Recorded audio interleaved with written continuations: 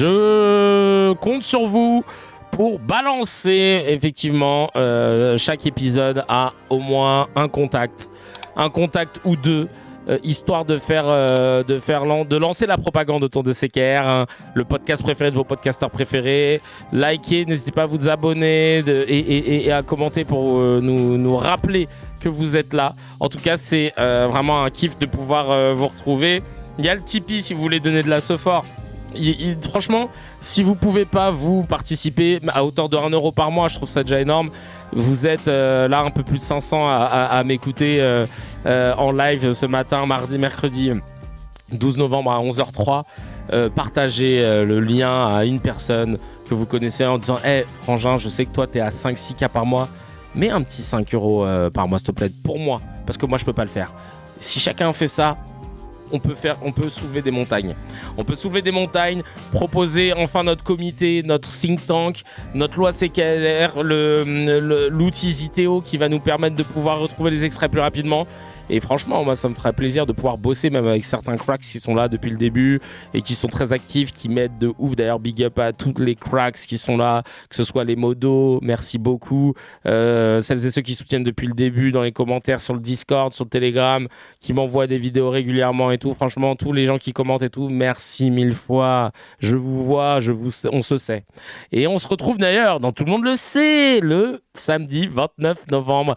À 14h, voilà, à 14h, de 14h à 16h, il n'y a que 50 places, prends ta place chacal si tu veux soutenir pour cette deuxième session qui va être genre historique, j'ai vraiment hâte. Donc voilà, sérieux, merci 1000 fois, j'ai trop de la chance de vous avoir. Allez, on passe tout de suite. Ah oui, putain, il faut que je réponde moi au mail pour que je passe en commission pour ma VAE, là, tu sais, pour faire mon master d'infocom dans le cadre de ma reprise d'études, parce que je viens de me rappeler qu'il fallait que je réponde. Non, mais ça, je suis encore dans les temps, mais je vais le faire ça. Je vais faire ça, là, incessamment sous peu. Dans cette semaine, on le fait. Parce qu'il faut absolument... merci pour ceux qu'on a du Rap Contenders. Il y a ça aussi, moi j'ai absolument envie de me crédibiliser encore plus sur ce sujet. Dr K is coming. Bref, c'est gentil, merci Jules de te proposer.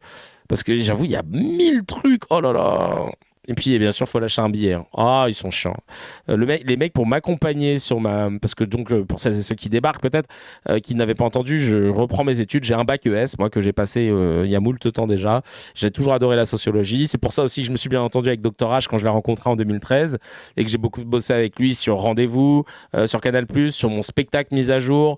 On a fait 2 livres ensemble et on a commencé ce podcast CKR ensemble aussi, et j'ai toujours aimé la sociologie, et mon prof de socio Monsieur Gonzalez, que j'embrasse, me disait un Bourdieu, j'ai jamais pu retrouver de source, aurait dit un bon humoriste c'est avant tout un bon sociologue, et je pense que c'est pour ça que j'ai choisi ce métier. Et maintenant j'aimerais me peaufiner dans mes connaissances sur la sociologie des médias, et j'ai trouvé un master à Panthéon-Assas qui s'appelle Info Communication, Parcours Médias Société, et qui est clairement dans l'analyse de tout ce que je vous dis, l'éducation à l'image, l'analyse de l'histoire des médias, l'analyse de la communication à travers les médias, que ce soit politique ou autre. Et j'aimerais faire un doctorat pour pouvoir proposer ma thèse du bouclier miroir. Ça, c'est une thèse qui me tient à cœur et qui, j'espère, pourra rentrer dans les annales. Le bouclier miroir, c'est quoi la thèse, Kevin? Ah, très bonne question.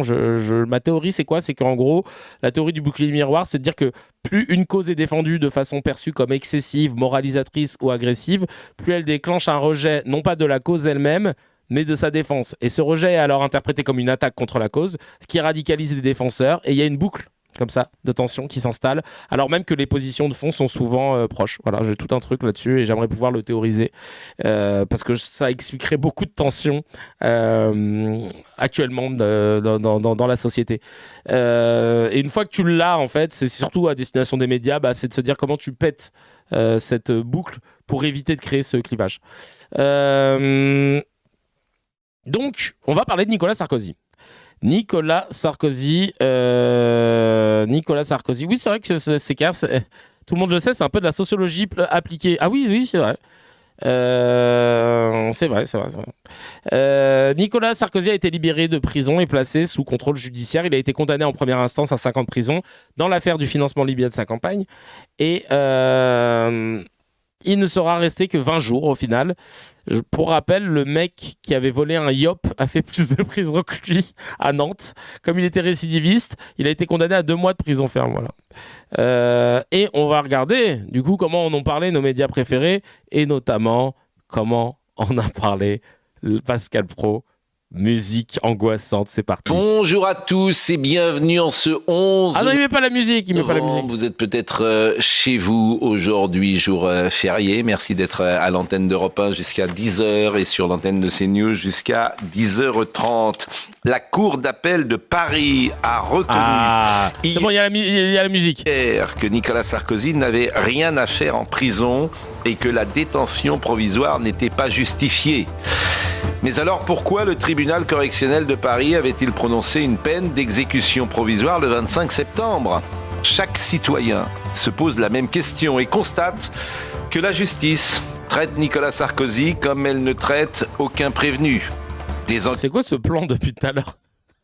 D'un côté, t'as tous ceux qui ne parlent pas et de l'autre, t'as une oreille de Sarkozy. Enquête diligentée jusqu'aux moyens mis en œuvre en passant par les condamnations prononcées. Depuis le 25 septembre, nombre d'observateurs anonymes, mais aussi personnalités politiques, avocats, magistrats et même éditorialistes ont souligné que l'exécution provisoire contrevenait à la procédure de l'appel et que l'incarcération de Nicolas Sarkozy était une injustice. La Cour d'appel, hier, a validé ce raisonnement. Si elle s'était prononcée quelques heures après qu'il fût emprisonné le 21 octobre, Nicolas Sarkozy n'aurait pas subi cette infamie, passé 3 semaines dans une cellule de la prison de la Santé. On retiendra aussi de ce jugement l'interdiction qui est faite à Nicolas Sarkozy de rencontrer Gérald Darmanin. Voici donc une institution, l'autorité judiciaire, représentée par des magistrats qui se méfient de son garde des Sceaux, ministre de la Justice, Gérald Darmanin, au point d'imaginer qu'il pourrait transmettre à Nicolas Sarkozy je ne sais quelle information au nom d'une amitié ancienne ou de son engagement politique. Convenez, pour utiliser une expression imagée, que c'est lunaire, mais c'est aussi la France de 2025, celle du Louvre, celle des feux d'artifice dans Paris lancés par des supporters de Casablanca, celle d'Oléron où crier Allah Akbar ne fait pas de vous un terroriste, etc., etc. Vous me direz que tout ça, le mec il mélange tout, n'a pas de lien ou de rapport avec la journée. C'est bien, au moins tu le reconnais tout de suite. Peut-être, mais ces éléments... Il dit peut-être, mais vous me direz que tout ça n'a pas de lien, vous me direz... que tout ça n'a pas de lien, Allah Akbar. Vous me direz que tout ça n'a pas de lien, peut-être. Peut-être que j'ai dit de la merde. Parade compose un tableau d'une France qui semble un peu perdue entre crépuscule, pourrissement et décadence. Ah ouais, là vraiment, là c'est l'art de tout whipping. Il dit, fallait bien que je trouve une conclusion là à la merde que je viens de pondre. Le mec, il a tout mélangé, il raconte n'importe quoi, ça commence sur du fake. Non mais... Alors lui, la loi CKR, il est dans la merde, hein, parce que de devoir, lui, reconnaître ses erreurs, ça va être impossible. À 50 ou 100 000 euros par mois, c'est pas possible, tu dis je ne reconnais pas mes erreurs. Même le modérateur que je suis, non, pas. Non, alors en plus de ça, non mais... Et Oléron, où quand on crie Allah Akbar ne fait pas de vous un terroriste, et le Louvre, et Casablanca, où des supporters allument un fumigène, où il y a une personne qui, boulevard Magenta, a roulé sur la voie de bus avant de se retrouver sur la voie normale, alors qu'il y avait un bus. Scandaleux tout ce qui se passe. Vous me direz, tout ça n'a aucun rapport. Je vous dirai, c'est vrai. Mais tout le monde le sait. Non mais c'est dingue. Le cuistot raconte trop de salade. Non, vraiment. Ah ouais, non, laisse tomber le frérot. Et d'ailleurs, tiens, pour rester dans le what the fuck, Camoulox incroyable sur la sortie de Sarkozy avec qui a interdit de contact avec Gérald Darmanin, et on reviendra là-dessus parce que pour moi c'est l'info la plus ouf de la sortie de Sarkozy. C'est le fait que la justice demande qu'il n'y ait aucun contact avec Gérald Darmanin, garde des Sceaux, ministre de la Justice, et Nicolas Sarkozy. Ils sont obligés de le souligner parce qu'ils savent que Darmanin a voulu rendre visite et a rendu visite à Nicolas Sarkozy en tant que ministre de la Justice, un ancien président qui a été condamné en première instance. Et là, toi, ouais, non, j'y vais pour lui parler, parce que bon, va voir Salah Abdel-Sam aussi, va voir Chacal. En fait, c'est juste une remarque. C'est quand même tout à fait étrange ce qu'on est en train de vivre. C'est-à-dire qu'on est dans un contexte où on a un sentiment, là, pour le coup, un sentiment de naufrage, avec le Louvre, la Philharmonie, la voiture bélier à l'île d'Oléron, etc. Et de l'autre côté, malgré tout, un homme qui reste digne et qui va tenir. Moi, Get out! Get out! Putain! Sors d'ici! Faut qu'on la prenne en photo avec le flash. Peut-être qu'elle va revenir va se rappeler de qui elle est, là. Mais... J'ai travaillé pendant 2 ans en détention, où j'y allais 1 fois par semaine. Et même lorsqu'on est professionnel, le soir, quand on rentre, c'est extrêmement compliqué. Pas simplement par rapport à sa situation personnelle, mais aussi par rapport à ce que l'on peut voir chez les autres détenus et cette violence-là, où l'on garde une forme d'humanité, où les gens qui travaillent en prison veulent garder cette forme d'humanité, mais les gens sont complètement déshumanisés pour certains, et la violence entre les détenus est folle. Et elle a réussi à tout ramener à elle, hein. C'est-à-dire que j'ai fait un stage de 3e dans le milieu carcéral, Chacal, qu'on s'en bat les steaks de ta vie, mais vraiment. Je pense que lorsque le président de la République a parlé justement à souligner à la fois les professionnels... Ah oui, mais c'est bien, ouais, t'as raison de le souligner, Yanja. Non, pas Yanja, Roland. Mais je croyais qu'à la PlayStation, c'était le club, la prison, c'était le Club Med, qui avait la PS5, du karting et des piscines. La fonction publique pénitentiaire, mais aussi les détenus, je pense qu'il y a ça aussi. Il y a sa situation personnelle, mais qu'il a vécu la violence des autres. Il a vécu la violence des autres. Le mec, il dit, la meuf, pardon, dit... Et il a vécu la violence des autres, parce que je vous rappelle qu'il était en contact avec des gens en prison. Ah bah non, c'est vrai qu'il était dans le quartier VIP. Mais vous vous rendez compte, ses voisins de cellule ah bah non, c'était les 2 voisins de cellule, c'était des gardes du corps, ouais, non, c'est vrai. Mais qui voyait à peine ça. Non, c'est vrai que dès le premier jour, il a pu voir Carla. Non, ça va. Non, c'est vrai. Oh le pauvre, en fait. Non mais c'est dingue. Chaque passage de Rachel Kahn sur CNews ressemble à un entretien d'embauche où elle étale son CV. Je te jure, elle se dit putain, j'espère qu'ils vont pas me virer parce que comme au théâtre ça marche pas, moi il me reste que ça. Hein. Putain. Au Barakam, c'est gratuit mais je vais le lire. C'est moi ou son front a doublé de volume. Peut-être que la coiffure fait un effet d'homme de fer. C'est gratuit, c'est sur le physique, mais juste pour la punchline, je rigole. Manon qui dit, elle a un avis sur tout et on s'en bat les glaouis. Non mais de ouf. Cabane qui dit, je pense qu'à la Philharmonie du Bélier, détenu déshumanisé de l'île de l'Hérault, de l'île de fer.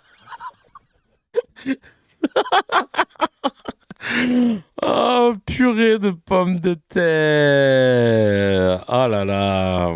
Nicolas Sarkozy, il nous a fait un petit post Instagram. On va le lire ensemble. Qu'est-ce qu'il a dit, le petit ? Pardon, non, je me suis trompé d'ambiance musicale. Qu'est-ce qu'il a dit Merde, elle est où ma musique ? Ah ouais. Qu'est-ce qu'il a dit, le petit ? Au moment où je retrouve ma liberté et ma famille, je veux dire à toutes celles et ceux qui m'ont écrit, soutenu, défendu, combien je leur en suis reconnaissant.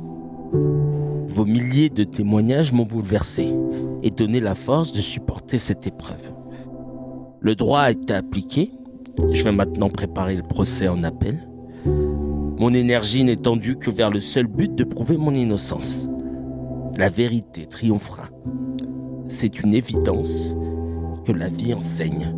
La fin de l'histoire, elle reste à écrire. Amitié, NS. Si quelqu'un a le snap de Gérald Darmanin, c'est pour demander un truc. purée de pommes de terre. Oh, purée de pommes de terre, mais c'est pas vrai, ça. Non, mais vraiment, oh là là, la vérité triomphera. Mais Chacal, si la vérité triomphe, tu vas finir 15 ans derrière les barreaux. Le souhaite pas, en fait. Le souhaite pas. Non, mais vraiment. Oh, shit. Shit. Vraiment, je suis ébobie par la piètre qualité de sa défense, et puis que les gens lui pompent le chibre. Non, mais j'arrive pas à y croire. Excusez-moi des termes en direct de la station thermale, mais on pompe littéralement le dard d'un gars qui dit faux, quoi. Enfin, c'est une dinguerie. C'est une dinguerie. Je vais de ce pas continuer cet épisode, même s'il me fait mal. J'ai mal à ma France, quelque part. Alors. Hop. Qu'est-ce que j'ai d'autre pour voir un peu cette affaire? Qu'est-ce que vous dites, vous? J'espère que Sarkozy va demander un logement. Enfin, pas demander un logement à Darmanin. Ah, tu connais Darmanin, lui, ça peut vite partir en vrille. Hein. Tu veux un logement? T'es sûr que tu veux prendre un petit logement? Une chambre de bonne? Tu veux pas? Oh, putain. Il y a la vérité triomphera, comme je dis, la fin de l'histoire, c'est en prison normalement. Et parce que celui qui parle le mieux de cette affaire, d'ailleurs, et c'est ça qu'il faut se rappeler, celui qui parle le mieux de cette affaire, on rappelle qu'il y a eu quand même plusieurs procès et qu'il en a perdu plusieurs. C'est pas un mec qui, genre... non, franchement, il était gentil, il a un bon comportement, on est tous étonnés. Non. C'est pas celui qu'ils essayent de nous dépeindre dans les médias de droite. Et regardez ce que disait d'ailleurs un autre homme sur Sarkozy. Peu m'importe que cela ne se dise pas, moi je le dis parce que je le pense. Il faut que les peines soient exécutées. La non-exécution des peines, c'est l'impunité. Nul ne doit pouvoir être libéré de sa peine avant d'en avoir accompli au moins les 2/3. Ça s'adressait genre à tous sauf à nous, c'est les animaux, c'est ça? Ça c'est vraiment pour la plèbe, c'est pas pour vous, c'est pas pour l'élite. Hein. Précise, parce que là nous au début on croyait que tu parlais de tout le monde. Non mais et t'as Bardella qui vient te dire que l'exécution provisoire ne se justifie pas. En vrai, il s'en balèque de Sarkozy, mais comme Marine Le Pen est dans la même merde, il est obligé de défendre cette position-là, tu vois. Attends, tu vas voir, parce que là, attention, parce que là, Bardella a mis ses lunettes. Quand il met ses lunettes, là, c'est le major de promo de CE2 qui passe. Là, c'est le mec qui a 18 de moyenne en coloriage. En première instance, cette décision a été prononcée par un mandat de dépôt différé, sans me prononcer sur le fond de l'affaire, qui est entre les mains de la Cour d'appel. L'exécution provisoire ne se justifiait pas.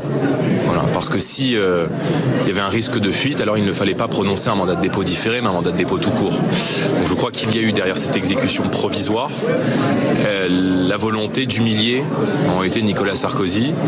Et on voit bien d'ailleurs là que sa remise en liberté quelques semaines après son incarcération démontre qu'il ne répond objectivement à aucun des critères ayant bah oui c'est sûr, on a connaît notre justice, hein, aucun critère abouti à son incarcération, je dirais préventive, avec ce mandat de dépôt différé.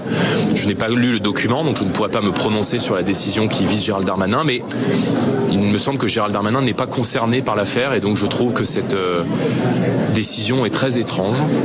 Je rappelle que... Elle n'est pas étrange, elle est scandaleuse. Elle devrait t'alerter, toi, en te disant, mais en fait, si on en vient à demander ça à un ministre, c'est que le ministre de la Justice est partisan, c'est pas normal. Un pays où la séparation des pouvoirs existe,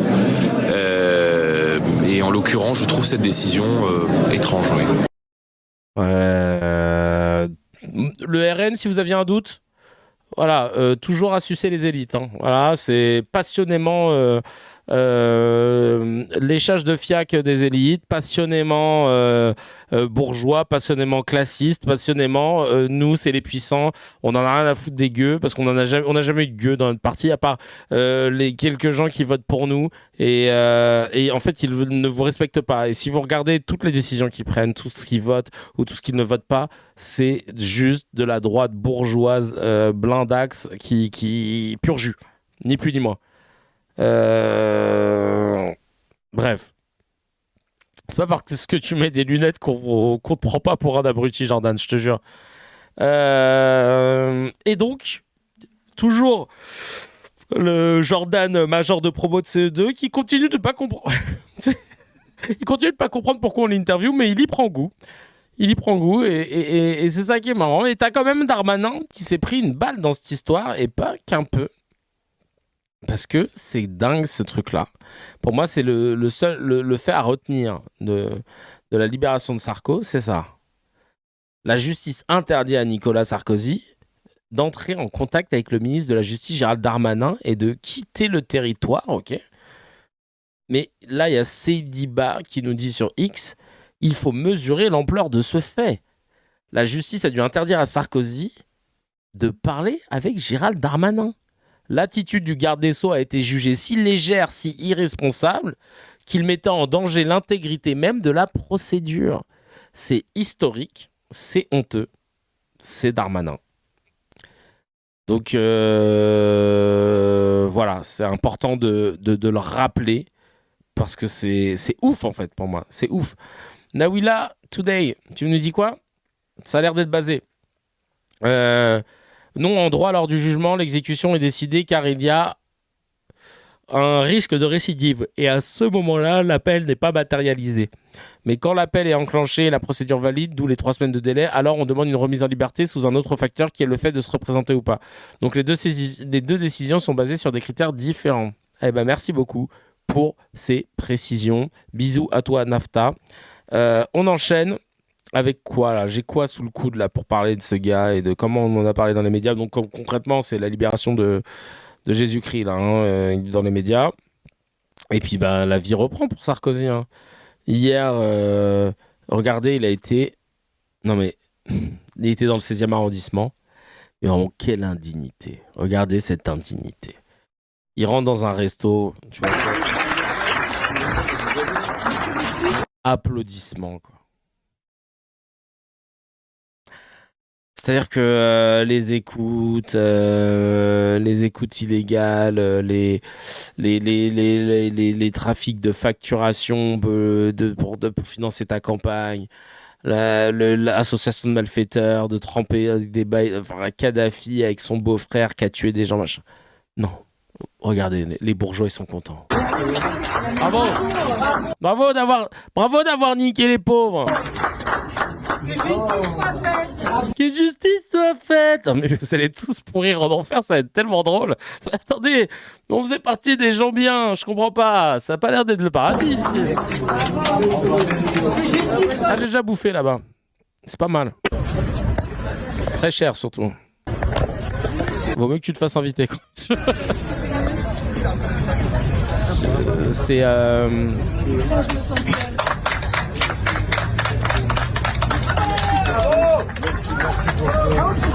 Merci. Hein. Comment allez-vous?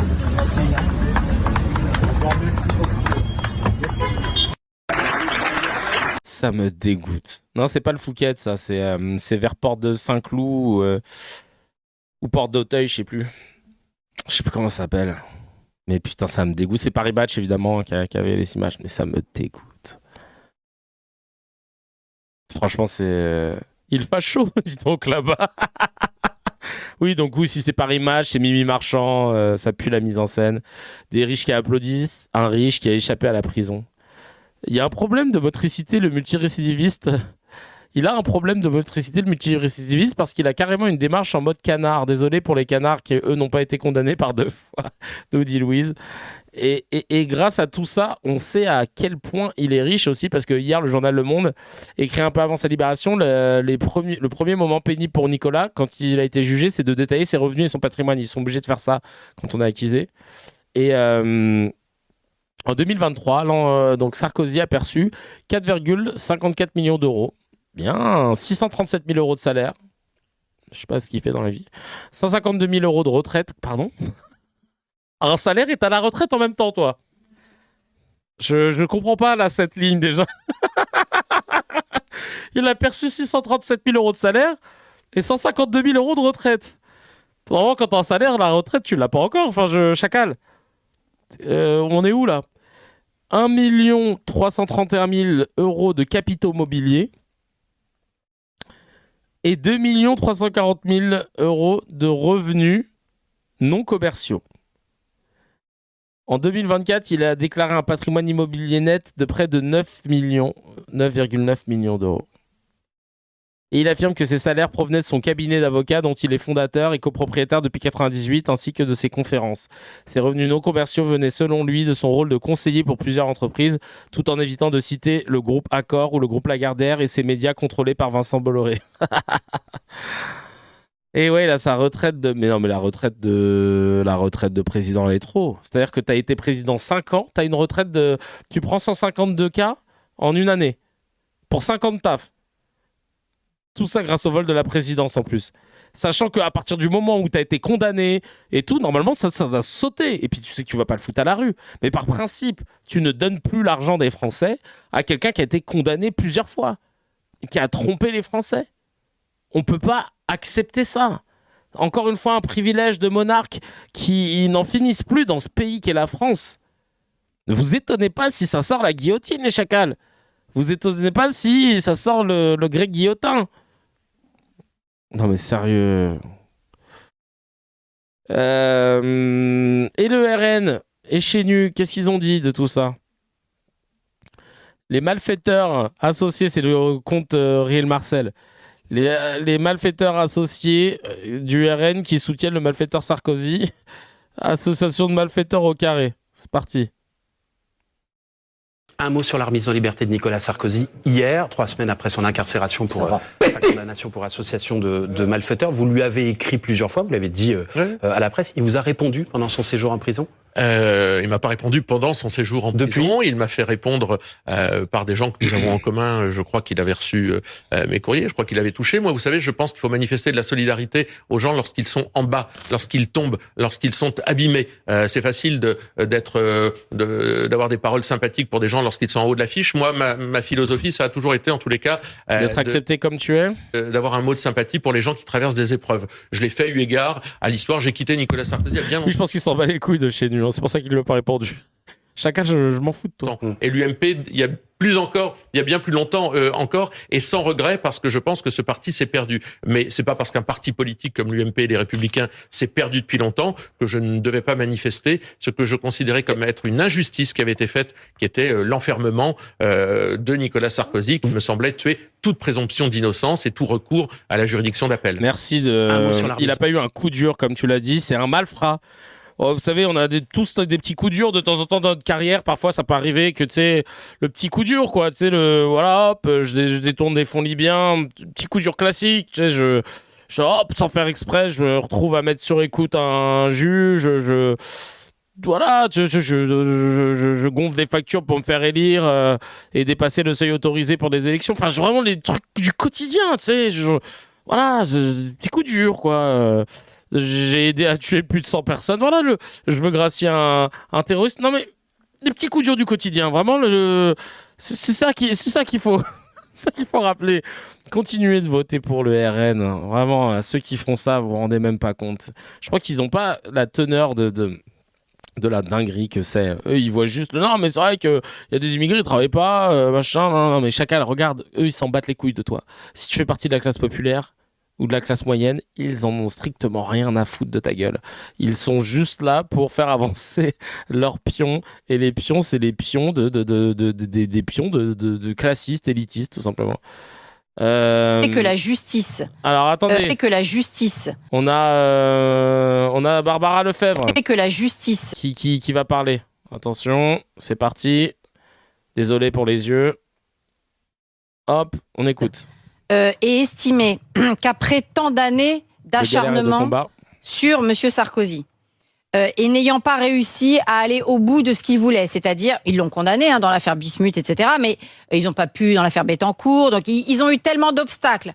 Ils en avaient tellement envie. Ils en pouvaient tellement plus de tous ces millions d'euros dépensés pour se faire Sarkozy, il fallait l'humilier. Bon bah voilà, ils sont contents, ils l'ont fait. Ils l'ont humilié, ils lui ont imposé 3 semaines de prison, qui par ailleurs ont coûté à la collectivité, parce qu'en plus il a fallu surenchérir sur sa sécurité. Bref, donc le mal est fait, et surtout, ça a encore une fois montré aux citoyens qu'une partie, je dis bien une partie minoritaire, mais très agissante, comme partout d'ailleurs, à chaque fois, c'est très minoritaire, mais très agissant, de la justice et des magistrats, sont dans une idéologie de vengeance vis-à-vis de gens dont ils ont décidé, d'ailleurs ils les avaient étiquetés sur le mur des cons, que ce sont des gens qui sont indignes d'appartenir à la vie publique. Donc, Barbara Lefebvre est en train de nous dire que c'est bien, les juges ils ont juste voulu se faire Sarkozy, mais bon, ça coûtait de l'argent à la collectivité, donc c'est bien qu'on arrête cette mascarade. Parce que ça coûte cher quand même à la collectivité là, de le foutre en prison. Hein. Donc bon, là, par contre, tu te soucies des dépenses. Parce que tu estimes qu'en plus... Non mais vous vous rendez compte de ce qu'elle a dit ? Il ne récupère pas la monnaie de sa pièce. Non, là c'est de l'acharnement... pour des faits qui sont pas si graves que ça. La vie de ma mère, mais moi, quand j'ai un défaut de paiement sur un crédit à la conso de 5 000 €, quand je reçois des messages de recouvrement, de machin et tout, j'ai l'impression que j'ai pris de l'argent de la Libye. Quand ça commence à t'envoyer des courriers, des machins, t'as l'impression que t'es en train de faire un truc de ouf. Hein.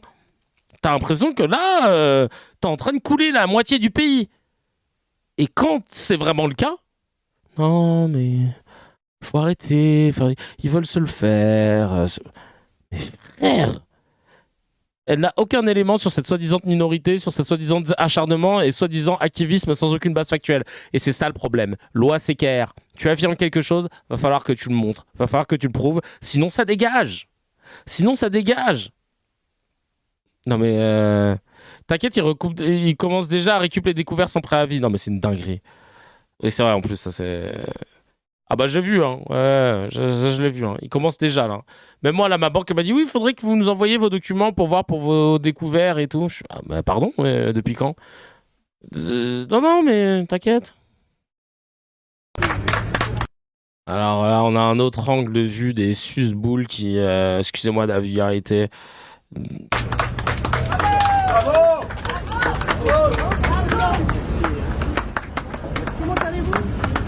Comment allez-vous ? Ça va vous ? Vous voulez que je vous aide à ouvrir la porte pour rentrer dans votre voiture qui est payée par nos deniers ? Vous nous dites. Je sais pas pourquoi je prends la voix de Franck Tapiro là. Oh là, vidéo actuellement indisponible, ok. Et enfin pour finir, Koulou même. Pour finir,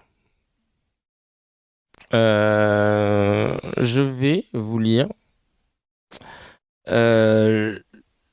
les propos. Alors attends.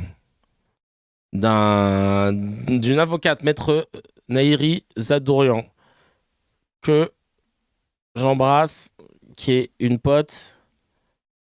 Hop. Attends. Je regarde juste s'ils sont dans l'ordre. Ouais, ils sont dans l'ordre, c'est bon. Et en fait, c'est intéressant de voir son point de vue d'avocate pénaliste et le point de vue des avocats concernant ce qui s'est passé. Et vous allez voir, c'est assez intéressant. Et je me suis dit que j'allais vous le lire. Malgré tout le mal que je peux penser de Nicolas Sarkozy, de son ancien parti, de son quinquennat et de son cirque général, c'est normal qu'il sorte sous contrôle judiciaire. On aimerait évidemment que les magistrats fassent preuve de la même rigueur juridique à l'égard de nos clients, mais ça, c'est encore autre chose. L'article 144 du Code de procédure pénale énumère 7 critères qui peuvent justifier de placer ou de maintenir quelqu'un en détention provisoire. Pour les pauvres noirs et arabes qu'on défend quotidiennement, on retient toutes sortes de critères. Par exemple, on peut retenir le critère du risque de renouvellement de l'infraction alors même que le casier judiciaire de la personne est vierge. On peut aussi retenir le risque de fuite en raison d'un voyage en Australie 10 ans auparavant. C'est pas une vanne. Les magistrats retiennent régulièrement le risque de concertation, alors même que toutes les personnes mises en examen sont dans la même maison d'arrêt et se fréquentent en cours de promenade. Ah ouais, n'importe quoi.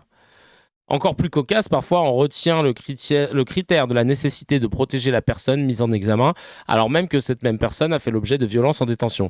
Comme ça, on la maintient bien détenue avec ses agresseurs dans le but de la protéger, bien sûr. On devait donc être les premiers à être en colère.